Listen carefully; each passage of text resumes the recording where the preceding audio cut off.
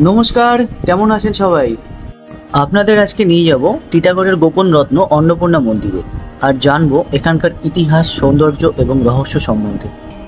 কলকাতার খুব কাছেই গঙ্গার ধারে লুকিয়ে আছে এক ঐতিহাসিক রত্ন, টিটাগড়ের এই অন্নপূর্ণা মন্দির। আজ আমরা ঘুরে দেখব এই মন্দিরের ইতিহাস, স্থাপত্য, পূজা পদ্ধতি আর শুনবো কিছু অজানা গল্প। চলুন তাহলে শুরু করি। টিটাগড়ের অন্নপূর্ণা মন্দির একটি অপূর্ব 19শো শতাব্দীর নবরত্ন ধাঁচের মন্দির, যেটি 9টি চূড়া বিশিষ্ট, যা হুগলি নদীর ধারে রাসমণি ঘাটের কাছে অবস্থিত। এটি উত্তর 24 পরগনার ব্যারাকপুর এলাকার অন্তর্গত। এই মন্দিরটি প্রতিষ্ঠিত হয় 12ই এপ্রিল 1875 সালে। প্রতিষ্ঠাতা জগদম্বা দেবী, যিনি রানী রাসমণির কনিষ্ঠ কন্যা। তার স্বামী মথুরমোহন বিশ্বাস এবং পুত্র দ্বারিকানাথ এই প্রকল্পের তত্ত্বাবধান করেন। মন্দির উদ্বোধন করেন শ্রী রামকৃষ্ণ পরমহংস স্বয়ং। এই মন্দিরের নকশা দক্ষিণেশ্বর কালী মন্দিরের অনুরূপ, যেটি রানী রাসমণি নির্মাণ করেছিলেন। মুখ্য মন্দির নবরত্ন শৈলীতে নির্মিত। মূল গর্ভগৃহে অষ্টধাতুর অন্নপূর্ণা প্রতিমা এবং একটি রূপার শিবলিঙ্গ রয়েছে।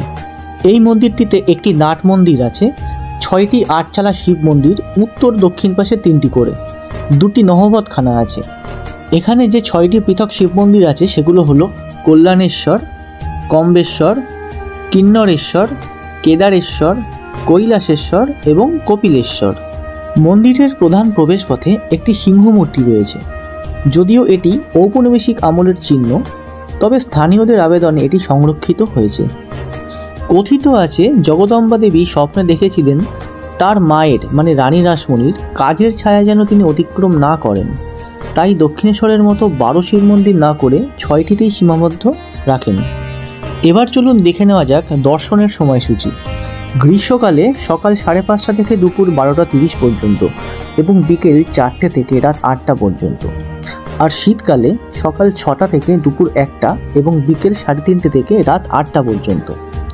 দৈনিক পুজোর টাইম হলো ভোরে মঙ্গল আরতি সকাল 5টা 15 নাগাদ।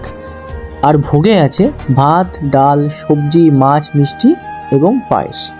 এবার জানা যাক আপনারা কিভাবে যাবেন। রেলপথে যেতে হলে শিয়ালদহ রানাঘাট লাইনের টিটাগড় স্টেশন থেকে মন্দির 15 মিনিটের হাঁটা পথ। বাসে যেতে হলে ব্যারাকপুর ট্রাঙ্ক রোড ধরে চলা বেশ কিছু বাস, যেমন 78, মন্দিরের কাছাকাছি থামে। এই মন্দির শুধু একটি ধর্মীয় স্থান নয়, এটি একটি ইতিহাস, একটি ঐতিহ্য। কলকাতার নিকটে এত সুন্দর ও শান্ত একটি জায়গা আপনি মিস করতে পারবেন না।